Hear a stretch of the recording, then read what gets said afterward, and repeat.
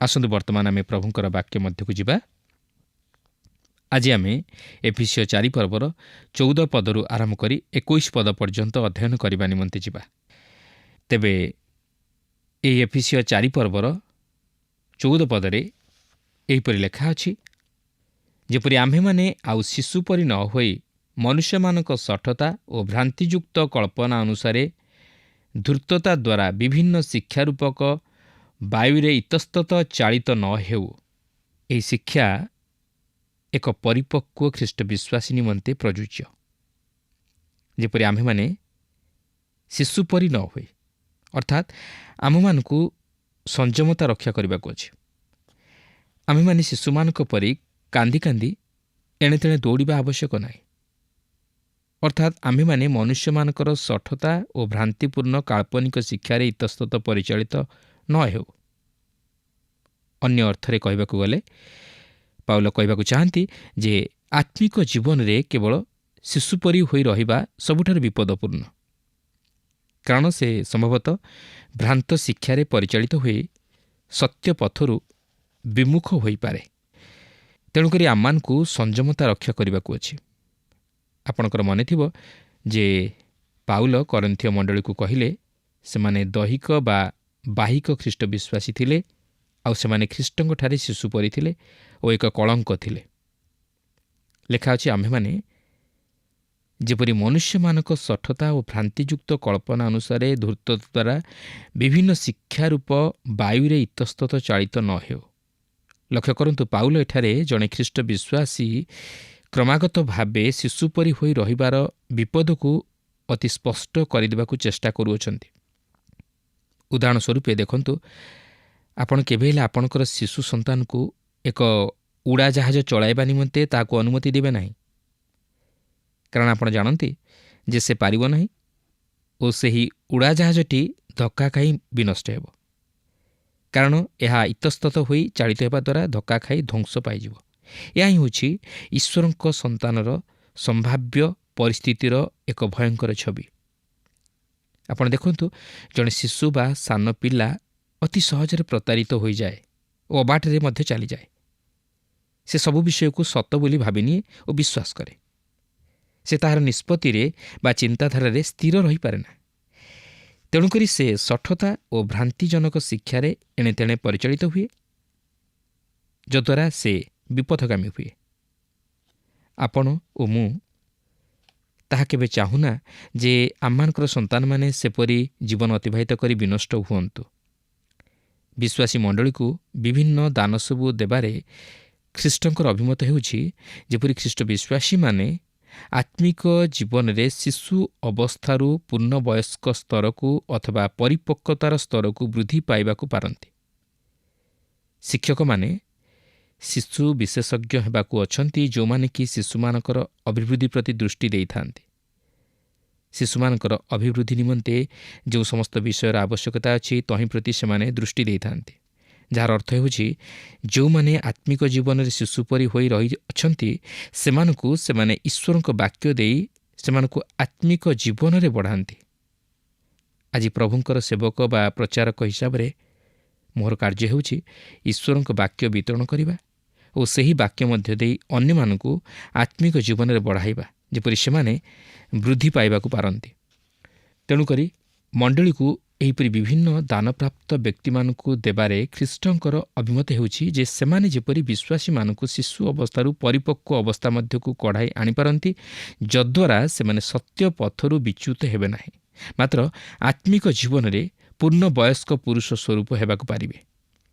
ଏହାପରେ 4 ପର୍ବର 15 ଓ 16 ପଦରେ ଏହିପରି ଲେଖା ଅଛି, କିନ୍ତୁ ସତ୍ୟ ଅବଲମ୍ବନ କରି ମସ୍ତକ ସ୍ୱରୂପ ଯେ ଖ୍ରୀଷ୍ଟ ତାହାଙ୍କ ଉଦ୍ଦେଶ୍ୟରେ ସର୍ବ ବିଷୟରେ ପ୍ରେମରେ ବୃଦ୍ଧି ପାଉ। ତାହାଙ୍କଠାରୁ ସମସ୍ତ ଶରୀର ପ୍ରତ୍ୟେକ ସନ୍ଧିର ସାହାଯ୍ୟ ଦ୍ୱାରା ପୁଣି ପ୍ରତ୍ୟେକ ଅଂଶର କାର୍ଯ୍ୟସାଧକ ଶକ୍ତି ଅନୁସାରେ ସୁଖଚିତ ଓ ସୁସଂଯୁକ୍ତ ହୋଇ ପ୍ରେମରେ ଆପଣାର ନିଷ୍ଠା ନିମନ୍ତେ ନିଜର ବୃଦ୍ଧି ସାଧନ କରୁଅଛି। ବିଶ୍ୱାସୀମାନେ ଆତ୍ମିକ ଜୀବନରେ କେବଳ ଶିଶୁ ଅବସ୍ଥାରେ ରହିବା ଉଚିତ ନୁହେଁ, ମାତ୍ର ବିଶ୍ୱାସରେ ଓ ଈଶ୍ୱରଙ୍କ ପୁତ୍ର ବିଷୟକ ଜ୍ଞାନରେ ଏକତା ପ୍ରାପ୍ତ ହେବା ଉଚିତ। ସତ୍ୟ ଅବଲମ୍ବନ କରି ମସ୍ତକ ସ୍ୱରୂପ ଯେ ଖ୍ରୀଷ୍ଟ ତାହାଙ୍କ ଉଦ୍ଦେଶ୍ୟରେ ସର୍ବ ବିଷୟରେ ପ୍ରେମରେ ବୃଦ୍ଧି ପାଇବା ଉଚିତ। ବିଶ୍ୱାସୀ ପ୍ରେମରେ ସେହି ସତ୍ୟକୁ ଅନୁସରଣ କରିବାକୁ ଅଛି, ଅର୍ଥାତ୍ ସେ ସତ୍ୟକୁ ପ୍ରେମ କରିବା ଉଚିତ, ସତ୍ୟରେ ଜୀବନଯାପନ କରିବା ଉଚିତ ଓ ସତ୍ୟ କହିବା ଉଚିତ।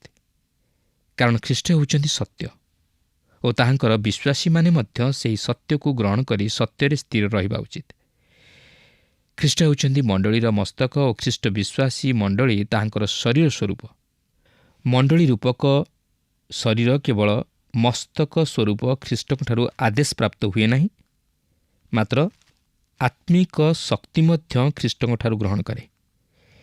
ଏହା ପରସ୍ପର ମଧ୍ୟରେ ଏକ ଏକତା ତଥା ସମନ୍ୱୟ ସ୍ଥାପନ କରେ, ଯେଉଁଠାରେ ସେମାନେ ଖ୍ରୀଷ୍ଟଙ୍କଠାରୁ ପ୍ରାପ୍ତ ଦାନଗୁଡ଼ିକୁ ନିଜ ନିଜର ସ୍ଥାନରେ ବ୍ୟବହାର କରି ଏକ ଶରୀରରେ ଖ୍ରୀଷ୍ଟଙ୍କୁ ଗୌରବାନ୍ୱିତ କରନ୍ତି। ଆହୁରି ମଧ୍ୟ ଶରୀରର ଏକ ଶକ୍ତି ରହିଅଛି ଯାହାକି ନିଜକୁ ନିଜେ ନୂତନୀକୃତ ହୁଏ, ଅର୍ଥାତ୍ ଶରୀର ମଧ୍ୟରେ ଯେପରି ପରିବର୍ତ୍ତନ ଆଣିବାରେ ସହାୟକ ହୁଏ, ଠିକ୍ ସେହିପରି ଆମମାନଙ୍କର ଆତ୍ମିକ ଶରୀର ପ୍ରେମରେ ନୂତନୀକୃତ ବା ପରିବର୍ତ୍ତିତ ହେବା ଆବଶ୍ୟକ। ଏହାପରେ ଆମେ ଆଉ ଏକ ବିଭାଗ ମଧ୍ୟକୁ ଯିବା, ଆଉ ତାହା ହେଉଛି ନୂତନ ମନୁଷ୍ୟ ରୂପକ ବିଶ୍ୱାସୀ ମଣ୍ଡଳୀର ନିଷେଧାଜ୍ଞା। ବିଶ୍ୱାସୀ ଜୀବନର ନକାରାତ୍ମକ ଦିଗ ରହିଅଛି, ଆଉ ସେହିସବୁ ବିଷୟରେ ଅବଗତ ହେବା ଅତି ଜରୁରୀ ବିଷୟ। କାରଣ ପବିତ୍ର ଧର୍ମଶାସ୍ତ୍ର ମଧ୍ୟରେ ବିଶ୍ୱାସୀ ପ୍ରତି କେତେକ ନିଷେଧାଜ୍ଞା ଜାରି ହୋଇଅଛି, ଯାହାକୁ ମାନିବା ବିଶ୍ୱାସୀ ପକ୍ଷେ ଅତି ଗୁରୁତ୍ୱପୂର୍ଣ୍ଣ ବିଷୟ। ସୃଷ୍ଟିର ଆରମ୍ଭରୁ ଏହି ନିଷେଧାଜ୍ଞା ଆମମାନଙ୍କର ଆଦି ପିତାମାତା ଆଦମ ଓ ହବାଙ୍କ ପ୍ରତି ଜାରି ହୋଇଥିଲା। ଏହାପରେ ଆମେ ଦେଖୁ ସେହି 10 ଆଜ୍ଞା, ଯାହାକି ଅତି ନକାରାତ୍ମକ ମାତ୍ର ଅତି ଉତ୍ତମ। ବର୍ତ୍ତମାନ ଏଠାରେ ଏହି ଏଫିସିୟ ପତ୍ରରେ ଆମେ ଏକ ନକାରାତ୍ମକ ଚିନ୍ତାଧାରାର ବିଷୟକୁ ଲକ୍ଷ୍ୟ କରୁଅଛୁ, ଯାହାକି ଈଶ୍ୱରଙ୍କ ସନ୍ତାନମାନଙ୍କ ନିମନ୍ତେ ଏକ ନିଷେଧାଜ୍ଞା ସଦୃଶ।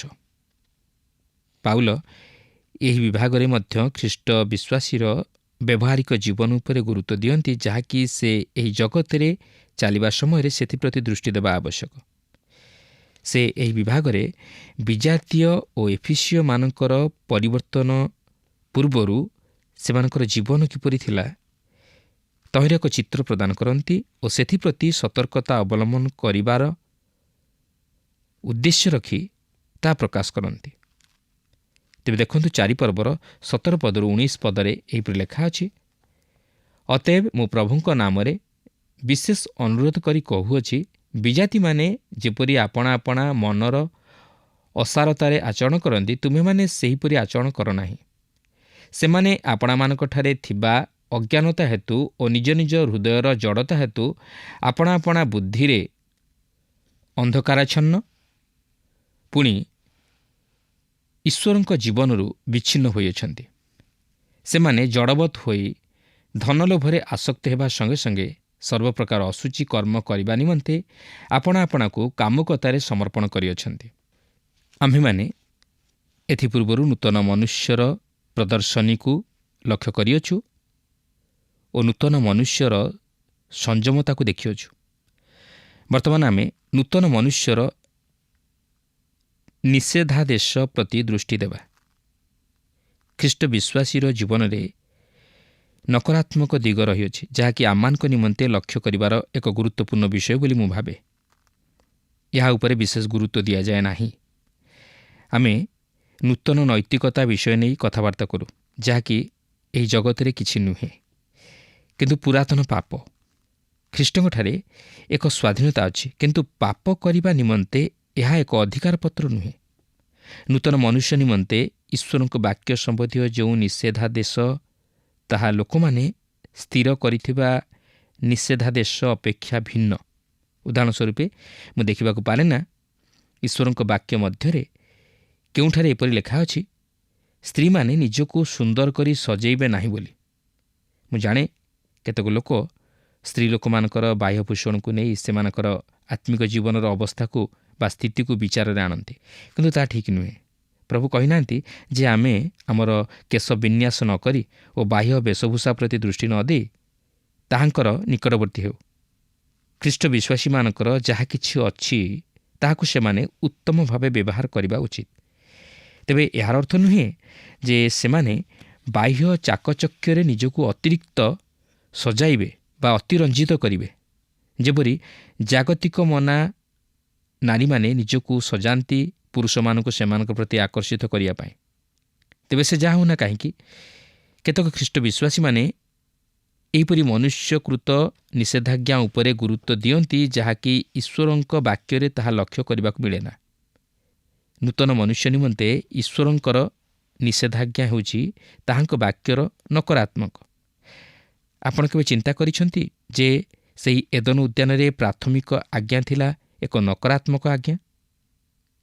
ଆଦିପୁସ୍ତକ 2 ପର୍ବର 17 ପଦରେ ଲେଖା ଅଛି, ମାତ୍ର ସତ୍ ସତ୍ ଜ୍ଞାନଦାୟକ ବୃକ୍ଷର ଫଳ ଭୋଜନ କରିବ ନାହିଁ, ଯେହେତୁ ଯେଉଁଦିନ ତାହା ଖାଇବ ସେହିଦିନ ନିତାନ୍ତ ମରିବ। ତାପରେ ଆପଣ 10 ଆଜ୍ଞା ମଧ୍ୟକୁ ଆସନ୍ତୁ। ସେହିସବୁ ଅତି ନକାରାତ୍ମକ ମାତ୍ର ଅତି ଉତ୍ତମ। ବର୍ତ୍ତମାନ ଏଠାରେ ଏହି ଏଫେସୀୟ ପତ୍ରରେ ଆମେ କେତେକ ନକାରାତ୍ମକ ଚିନ୍ତାଧାରା ଲକ୍ଷ୍ୟ କରୁଅଛୁ। କେତେକ ନିଷେଧାଜ୍ଞା ଯାହାକି ଈଶ୍ୱରଙ୍କ ସନ୍ତାନମାନଙ୍କ ପ୍ରତି ପ୍ରଦତ୍ତ ହୋଇଅଛି। ଅନ୍ୟାନ୍ୟ ବିଜାତୀୟ ବା ଅଣଖ୍ରୀଷ୍ଟ ବିଶ୍ୱାସୀମାନେ ଯେପରି ଆଚରଣ କରନ୍ତି, ଆମ୍ଭେମାନେ ସେହିପରି ଆଚରଣ କରିବା ଉଚିତ ନୁହେଁ। ଏହା ହେଉଛି ନକାରାତ୍ମକ ଦିଗ। ପାଉଲ ଏଠାରେ କହିବାକୁ ଚାହାନ୍ତି ଯେ ଆମ୍ଭେମାନେ ଖ୍ରୀଷ୍ଟ ବିଶ୍ୱାସୀ ହିସାବରେ ଅନ୍ୟ ବିଜାତୀୟମାନଙ୍କ ପରି ଜୀବନଯାପନ କରିବା ଉଚିତ ନୁହେଁ। ଆପଣଙ୍କର ମନେଥିବ ଯେ ଏହି ଏଫେସୀୟ 2 ପର୍ବର 11 ପଦରୁ 12 ପଦ ମଧ୍ୟରେ ସେ ସେହି ବିଜାତୀୟମାନଙ୍କୁ ଦୃଷ୍ଟି ଆଗରେ ରଖି ସେହି ବିଜାତୀୟମାନଙ୍କ ବିଷୟ ନେଇ କହିଅଛନ୍ତି ଯେ ଖ୍ରୀଷ୍ଟଙ୍କୁ ଜାଣିବା ପୂର୍ବରୁ ସେମାନେ ଅସୁନ୍ନତି ଅବସ୍ଥାରେ ଜୀବନଯାପନ କରୁଥିଲେ, ଅର୍ଥାତ୍ ସେମାନେ ଈଶ୍ୱରଙ୍କ ମନୋନୀତ ଲୋକମାନଙ୍କ ମଧ୍ୟରେ ଗଣିତ ହୋଇନଥିଲେ। ସେମାନେ ଖ୍ରୀଷ୍ଟଙ୍କଠାରୁ ପୃଥକୀକୃତ ଜୀବନଯାପନ କରୁଥିଲେ, ଇସ୍ରାଏଲର ପ୍ରଜାସତ୍ୱ ରହିତ ଥିଲେ, ଈଶ୍ୱରଙ୍କ ପ୍ରତିଜ୍ଞାଯୁକ୍ତ ନିୟମରେ ନିରଂଶ ଥିଲେ, ପୁଣି ଜଗତରେ ଭରସାହୀନ ଓ ଈଶ୍ୱରବିହୀନ ହୋଇଥିଲେ, ଅର୍ଥାତ୍ ସେମାନେ ବିନାଶପ୍ରାପ୍ତମାନଙ୍କ ମଧ୍ୟରେ ଗଣିତ ହୋଇଥିଲେ। ମାତ୍ର ଈଶ୍ୱରଙ୍କ ଅସୀମ ଅନୁଗ୍ରହ ହେତୁ ସେମାନେ ସେହି ଖ୍ରୀଷ୍ଟଙ୍କଠାରେ ବିଶ୍ୱାସ କରିବା ଦ୍ୱାରା ସନ୍ତାନତ୍ୱର ଅଧିକାର ପ୍ରାପ୍ତ ହୋଇଅଛନ୍ତି ଓ ଖ୍ରୀଷ୍ଟଙ୍କଠାରେ ଏକ ହୋଇଅଛନ୍ତି। ତେଣୁକରି ପାଉଲ ଏଠାରେ ମଧ୍ୟ ସେମାନଙ୍କୁ ସ୍ମରଣ କରାଇ ଦିଅନ୍ତି ଯେ ସେମାନଙ୍କ ଜୀବନରେ ପୁନର୍ବାର ସେପରି ଦୁର୍ବଳତା ଯେପରି ଦେଖା ନଯାଏ, କାରଣ ସେମାନେ ବର୍ତ୍ତମାନ ଖ୍ରୀଷ୍ଟଙ୍କର ଓ ସେମାନେ ଏଥିପ୍ରତି ସତର୍କତା ରକ୍ଷା କରିବା ଉଚିତ ଓ ଖ୍ରୀଷ୍ଟୀୟ ଜୀବନଯାପନ କରିବା ଉଚିତ। ପାଉଲ ଏଠାରେ ବିଜାତୀୟମାନଙ୍କ କାର୍ଯ୍ୟକଳାପର 4ଟି ଘଟଣାକୁ ପ୍ରକାଶ କରନ୍ତି, ଯାହାକି ବିନାଶପ୍ରାପ୍ତ ଲୋକର ବାସ୍ତବ ବିଫଳତା ଓ କଳୁଷିତ ଜୀବନକୁ ପ୍ରକାଶ କରେ। ପ୍ରଥମଟି ହେଉଛି ବିଜାତିମାନେ ଯେପରି ଆପଣା ଆପଣା ମନର ଅସାରତାରେ ଆଚରଣ କରନ୍ତି, ତୁମେମାନେ ସେହିପରି ଆଚରଣ କର ନାହିଁ। ଅର୍ଥାତ୍ ଯେଉଁମାନେ ଭାବନ୍ତି ଯେ ପାପ କରିବାରେ ବାସ୍ତବ ପରିତୃପ୍ତି ରହିଅଛି, ସେମାନେ ଏହିପରି ଜୀବନଯାପନ କରନ୍ତି। ଦ୍ୱିତୀୟରେ, ସେମାନେ ଅଜ୍ଞାନତା ହେତୁ ଓ ନିଜ ନିଜ ହୃଦୟର ଜଡ଼ତା ହେତୁ ଆପଣା ଆପଣା ବୁଦ୍ଧିରେ ଅନ୍ଧକାରାଚ୍ଛନ୍ନ, ଅର୍ଥାତ୍ ବିନାଶପ୍ରାପ୍ତ ଲୋକ ନୈତିକତାର ମୂଲ୍ୟବୋଧକୁ ହରାଇ ବସେ। ତାହା ହିଁ ଆଜିର ଜଗତରେ ପରିଲକ୍ଷିତ ହୁଏ। ମନୁଷ୍ୟ ନିଜର ନୈତିକତା ମୂଲ୍ୟବୋଧକୁ ହରାଇ ବସିଛି। ତୃତୀୟରେ, ଈଶ୍ୱରଙ୍କ ଜୀବନରୁ ବିଚ୍ଛିନ୍ନ ହୋଇଅଛନ୍ତି। ଏହା ହିଁ ହେଉଛି ଖ୍ରୀଷ୍ଟବିହୀନ ଜୀବନର ପରିଣତି। ସେ ଖ୍ରୀଷ୍ଟଙ୍କଠାରୁ ଦୂରବର୍ତ୍ତୀ ଜୀବନଯାପନ କରିବା ଦ୍ୱାରା ଈଶ୍ୱରଙ୍କ ସହଭାଗିତାରୁ ବଞ୍ଚିତ ହୁଏ। ଏହା ହିଁ ଥିଲା ଆଦମଙ୍କ ବିଦ୍ରୋହାଚରଣ, ଯାହାକି ତାହାର ସନ୍ତାନମାନଙ୍କ ଦ୍ୱାରା ମଧ୍ୟ ଅଧିକୃତ ହୋଇଅଛି। ସେହି ବିଦ୍ରୋହାଚରଣ ଆଜି ପ୍ରତ୍ୟେକଙ୍କ ଜୀବନରେ ପରିଲକ୍ଷିତ ହୁଏ। ଚତୁର୍ଥରେ, ସେମାନେ ଜଡ଼ବତ୍ ହୋଇ ଧନଲୋଭରେ ଆସକ୍ତ ହେବା ସଙ୍ଗେ ସଙ୍ଗେ ସର୍ବପ୍ରକାର ଅଶୁଚି କର୍ମ କରିବା ନିମନ୍ତେ ଆପଣା ଆପଣାକୁ କାମୁକତାରେ ସମର୍ପଣ କରିଅଛନ୍ତି। ଅର୍ଥାତ୍ ସେମାନଙ୍କର ଧନଲୋଭରେ ଆସକ୍ତ ହେବା ଓ ସମସ୍ତ ପ୍ରକାର ଅଶୁଚି କର୍ମ କରିବା ନିମନ୍ତେ ଆପଣା ଆପଣାକୁ କାମୁକତାରେ ସମର୍ପଣ କରିବା ସେମାନଙ୍କୁ ନୈତିକତାର ଏପରି ଏକ ସ୍ତରକୁ ନେଇ ଆସିଛି, ଯେଉଁଠାରେ ସେମାନେ ଭାବନ୍ତି ନାହିଁ ଯେ ସେମାନେ ଭୁଲ କରୁଅଛନ୍ତି ବୋଲି। ଅର୍ଥାତ୍ ସେମାନେ ନିଜର ନୈତିକତାକୁ ମଧ୍ୟ ହରାଇ ବସିଛନ୍ତି। ଆଜି ମଧ୍ୟ ସେହିପରି ଅନେକ ଅଛନ୍ତି, ଯେଉଁମାନେ କି କେବେ ହେଲେ ପାପ କରିନାହାନ୍ତି ବୋଲି କୁହନ୍ତି, ଯେହେତୁ ସେମାନେ ସେମାନଙ୍କ ନୈତିକତାର ମୂଲ୍ୟବୋଧକୁ ହରାଇ ବସିଛନ୍ତି। ସେମାନେ ପାପକୁ ପାପ ବୋଲି ବିଚାର କରନ୍ତି ନାହିଁ। ଧନଲୋଭ ଓ ସାଂସାରିକତା ସେମାନଙ୍କୁ ଏତେ ଜୋରରେ ଚାପି ରଖିଛି ଯେ ସେମାନେ ନିଜର ନୈତିକତାର ମାନକୁ ମାପିବା ନିମନ୍ତେ ବା ତାହାକୁ ସମୀକ୍ଷା କରିବା ନିମନ୍ତେ ଅସମର୍ଥ। ପ୍ରିୟ ବନ୍ଧୁ, ଯେଉଁମାନେ ପାପରେ ଅଛନ୍ତି ସେମାନେ ପାପ କରିବାରେ କେବେ ହେଲେ ପରିତୃପ୍ତ ହୁଅନ୍ତି ନାହିଁ। ସେମାନେ ପାପ ଉପରେ ପାପ କରିଚାଲନ୍ତି। ତେଣୁକରି ପାଉଲ ଏଠାରେ ଖ୍ରୀଷ୍ଟ ବିଶ୍ୱାସୀମାନଙ୍କୁ ସତର୍କ କରାଇ ଦିଅନ୍ତି ଯେପରି ସେମାନେ ବିଜାତୀୟମାନଙ୍କ ପରି ଜୀବନଯାପନ କରି ଖ୍ରୀଷ୍ଟଙ୍କର ଅଗୌରବ ନ କରନ୍ତି କିମ୍ବା ଖ୍ରୀଷ୍ଟଙ୍କ ଶରୀର ରୂପ ବିଶ୍ୱାସୀ ମଣ୍ଡଳୀର ପତନ ନ ଘଟାନ୍ତି। ପ୍ରିୟ ବନ୍ଧୁ, ଆଜି କ'ଣ ଆମେ ଏଥି ନିମନ୍ତେ ସଚେତନ ଅଛୁ କି? ଆଜି କ'ଣ ଆମେ ଖ୍ରୀଷ୍ଟ ବିଶ୍ୱାସୀ ହିସାବରେ ଏହି ସମସ୍ତ କାର୍ଯ୍ୟକଳାପରୁ ନିଜକୁ ଦୂରେଇ ରଖିଛୁ କି?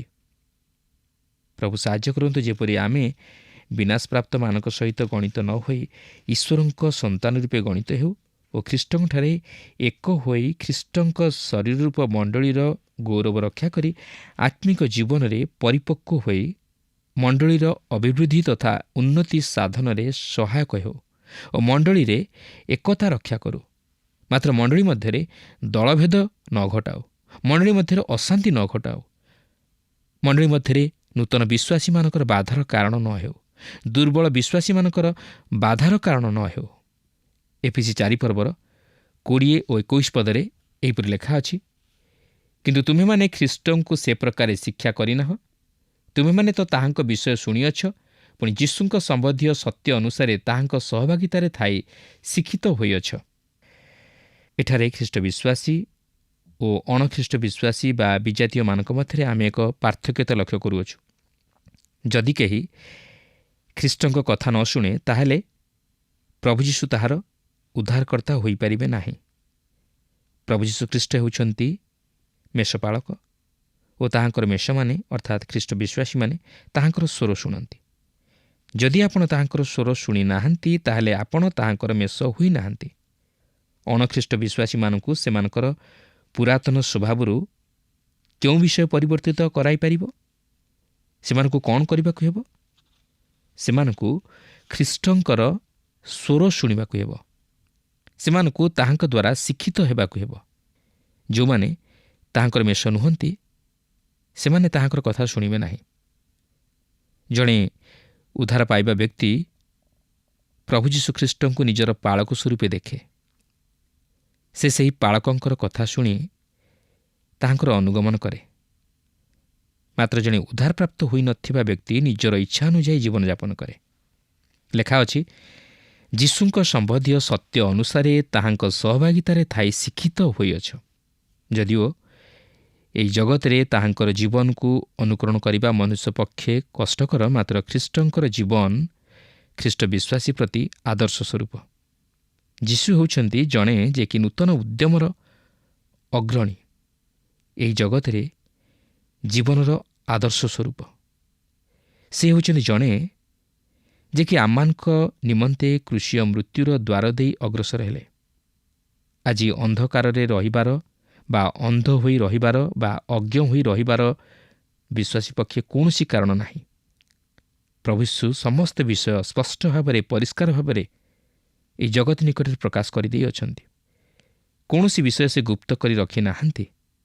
ଆଉ ଯେଉଁମାନେ ସେହି ଖ୍ରୀଷ୍ଟଙ୍କଠାରେ ବିଶ୍ୱାସ କରନ୍ତି ସେମାନେ ସେହି ସତ୍ୟତାର ଭାଗୀ ହୋଇପାରନ୍ତି। ସେମାନେ ସେହି ସତ୍ୟତାକୁ ଉପଲବ୍ଧି କରିପାରନ୍ତି। ସେମାନେ ସେମାନଙ୍କ ଜୀବନରେ ଈଶ୍ୱରଙ୍କ ବାକ୍ୟର ସତ୍ୟତାକୁ ଉପଲବ୍ଧି କରିପାରନ୍ତି। ପ୍ରିୟ ବନ୍ଧୁ, ଏହି ଜଗତରେ କୌଣସି ବିଷୟ ସତ୍ୟ ନୁହେଁ, କିନ୍ତୁ ପ୍ରଭୁ ଯୀଶୁ ହେଉଛନ୍ତି ସତ୍ୟ। ସେ ହେଉଛନ୍ତି ପଥ, ସେ ହେଉଛନ୍ତି ଜୀବନ। ତାହାଙ୍କ ଦେଇ ନଗଲେ ଆମମାନେ କେବେ ହେଲେ ପିତା ଈଶ୍ୱରଙ୍କର ନିକଟବର୍ତ୍ତୀ ହୋଇପାରିବା ନାହିଁ। ସେ ସମସ୍ତ ବିଷୟରେ ଏହି ଜଗତ ନିକଟରେ ଏକ ଆଦର୍ଶ ସ୍ୱରୂପ ହୋଇଗଲେ। ଆଜି ଆମେ ପ୍ରତ୍ୟେକ ପ୍ରଭୁ ଯୀଶୁଖ୍ରୀଷ୍ଟଙ୍କ ବିଷୟରେ ଜାଣୁ। ଆମେ ଅଳ୍ପେ ବହୁତେ ପ୍ରଭୁ ଯୀଶୁଙ୍କର କାର୍ଯ୍ୟ ବିଷୟରେ, ତାଙ୍କର ଶିକ୍ଷା ବିଷୟରେ, ତାଙ୍କର ଆଦର୍ଶ ଜୀବନ ବିଷୟରେ ଜାଣୁ। କିନ୍ତୁ କେବଳ ଜାଣିଲେ ଯଥେଷ୍ଟ ନୁହେଁ। ଆମମାନେ ଖ୍ରୀଷ୍ଟଙ୍କୁ ଜାଣିବା ଆବଶ୍ୟକ। ଆଜି ଅନେକ ଅଛନ୍ତି ଯେଉଁମାନେ କି ଖ୍ରୀଷ୍ଟଙ୍କ ବିଷୟରେ ଜାଣନ୍ତି, ମାତ୍ର ଖ୍ରୀଷ୍ଟଙ୍କୁ ଜାଣନ୍ତି ନାହିଁ। ଖ୍ରୀଷ୍ଟଙ୍କୁ ଜାଣିବା ଅର୍ଥ ଆମମାନେ ପାପରୁ ଉଦ୍ଧାରପ୍ରାପ୍ତ ହୋଇପାରିବା।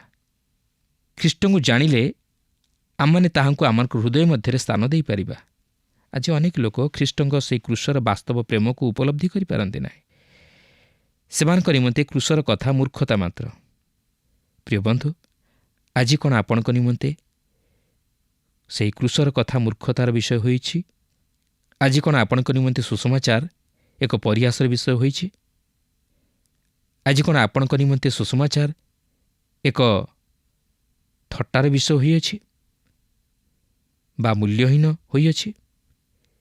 କିନ୍ତୁ ମନେ ରଖନ୍ତୁ, ସୁସମାଚାରରେ ଯେଉଁ ସତ୍ୟ ନିହିତ ଅଛି ଅନ୍ୟ କୌଣସି ବିଷୟରେ ନାହିଁ। ଆଉ ଯେଉଁମାନେ ସୁସମାଚାରରେ ବିଶ୍ୱାସ କରନ୍ତି ସେମାନେ ଖ୍ରୀଷ୍ଟଙ୍କଠାରେ ବିଶ୍ୱାସ କରନ୍ତି।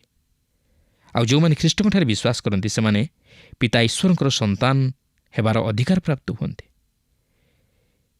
ତେଣୁ ପ୍ରିୟ ବନ୍ଧୁ, ଆସନ୍ତୁ ସେହି ପ୍ରଭୁ ଯୀଶୁ ଖ୍ରୀଷ୍ଟଙ୍କଠାରେ ବିଶ୍ୱାସ କରି ତାହାଙ୍କର ଆଦର୍ଶରେ ଅନୁପ୍ରାଣିତ ହୋଇ ନିଜେ ପାପରୁ ପୃଥକୀକୃତ ଜୀବନଯାପନ କରିବା ସଙ୍ଗେ ସଙ୍ଗେ ଅନ୍ୟମାନଙ୍କୁ ମଧ୍ୟ ରକ୍ଷା କରୁ ଏବଂ ଖ୍ରୀଷ୍ଟୀୟ ମଣ୍ଡଳୀ ମଧ୍ୟରେ ଖ୍ରୀଷ୍ଟଙ୍କର ଗୌରବ ରକ୍ଷା କରିବା ସଙ୍ଗେ ସଙ୍ଗେ ଖ୍ରୀଷ୍ଟ ବିଶ୍ୱାସୀ ମଣ୍ଡଳୀର ଆତ୍ମିକ ଅଭିବୃଦ୍ଧିର କାରଣ ହେଉ। ପ୍ରଭୁ ପ୍ରତ୍ୟେକଙ୍କୁ ଏହି ସଂକ୍ଷିପ୍ତ ଆଲୋଚନା ମଧ୍ୟ ଦେଇ ଆଶୀର୍ବାଦ କରନ୍ତୁ।